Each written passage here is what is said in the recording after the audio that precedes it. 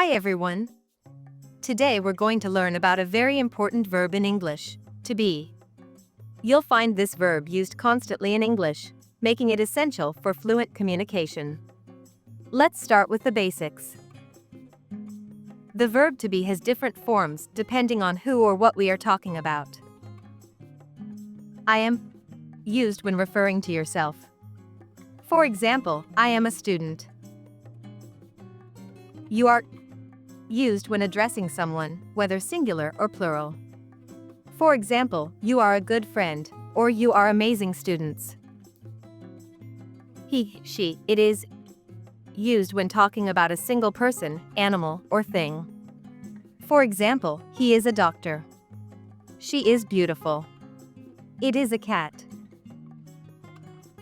We are used when referring to yourself and one or more other people.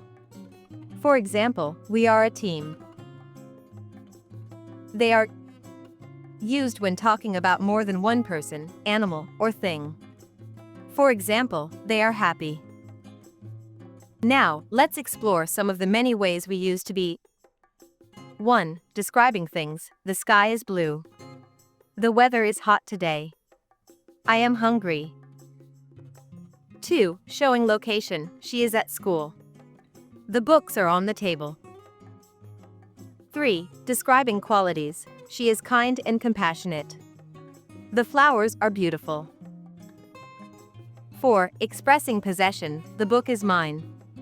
We are students of this school. 5. Indicating profession. He is a teacher.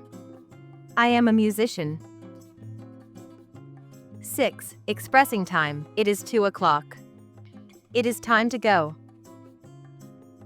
7. Linking verb. The music is loud. She seems happy. 8. Expressing existence. There is a cat on the roof. There are many books in the library. 9. Used in questions. Are you ready? Is she coming?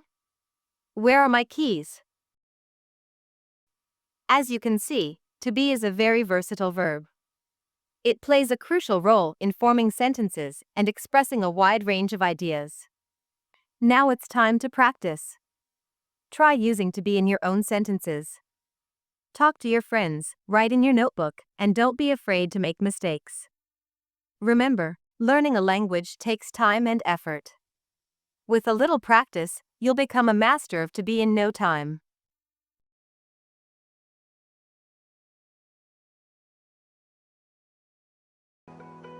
That's all for today. I hope you found this lesson useful. Thank you for watching, and see you soon in the next lesson. Bye!